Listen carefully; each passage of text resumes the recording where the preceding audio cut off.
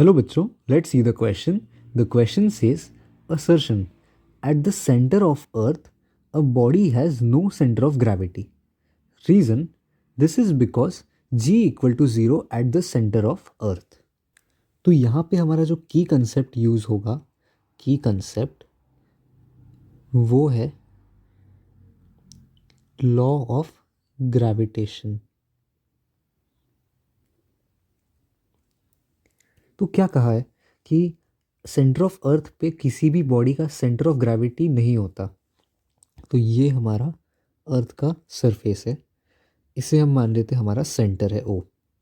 और यहाँ पे एक बॉडी पहुँच चुकी है, ये एक हमारी बॉडी है. तो यहाँ पे सेंटर ऑफ ग्रेविटी नहीं होता. तो अगर हम इस बॉडी को अच्छे से देखें, इस पे क्या क्या फोर्सेस एक्ट कर रहे हैं.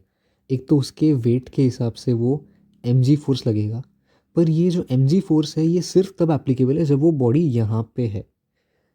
अभी क्या हो रहा है, ये पॉइंट पे, ये जो पॉइंट है इसको अगर हम यहाँ पे इक्वल हाफ में डिवाइड कर दे तो यहाँ पे अर्थ का ऊपर का मास और ये जो नीचे का मास है वो इक्वल है.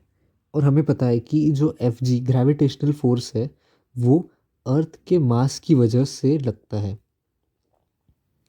तो अभी क्या हो रहा है, ये जो बॉडी है इस पे ऊपर के डायरेक्शन में भी mg लगेगा, क्योंकि अर्थ का मास तो ऊपर भी है और नीचे भी है.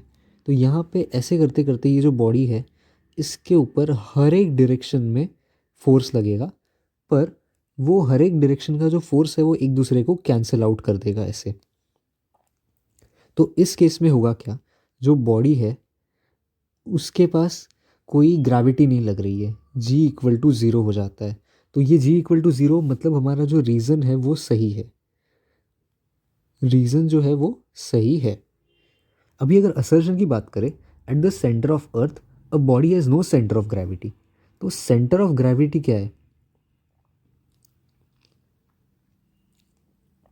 ये एक ऐसी प्रॉपर्टी है जिससे हम बता सकते हैं कि कोई भी एक पर्टिकुलर बॉडी वो किसी एक पर्टिकुलर डायरेक्शन में मूव करेगी, मूवमेंट. तो सेंटर पे ऐसा हो जाता है कि बॉडी जो है उसके पास कोई फोर्स लग ही नहीं रहा, मतलब उसकी जो मूवमेंट है वो नहीं हो जाएगी, मतलब नो मूवमेंट. मूवमेंट नहीं है तो सेंटर ऑफ ग्रेविटी भी एब्सेंट है. दैट मीन्स असर्शन जो यहाँ पे दिया हुआ है, असर्शन कि at the centre of earth a body has no centre of gravity, ये भी सही है. अभी अगर हम ऑप्शंस देखें तो if the body, if both assertion and reason are true and reason is the correct explanation of assertion, तो येस असर्शन तो सही है और रीज़न भी सही है. और at the same time reason ये है कि जी इक्वल टू ज़ीरो होने की वजह से बॉडी के पास कोई सेंटर ऑफ ग्रेविटी नहीं रहती. तो येस ये भी ट्रू है. तो इसीलिए हमारा आंसर जो है वो ऑप्शन ए हो जाएगा. अगर हम देखें नेक्स्ट स्टेटमेंट को, if both assertion and reason are true but reason is not the correct explanation of assertion, तो नहीं, ये ऐसा नहीं है. If assertion is true but reason is false, तो ऐसा भी नहीं है, दोनों के दोनों ट्रू है. If assertion is false but reason is true, तो ये भी सही नहीं हो सकता क्योंकि दोनों हमने अभी देखा ट्रू है. इसीलिए ऑप्शन ए ही सही आंसर है. Hope you understood it well. Best of luck. Thank you.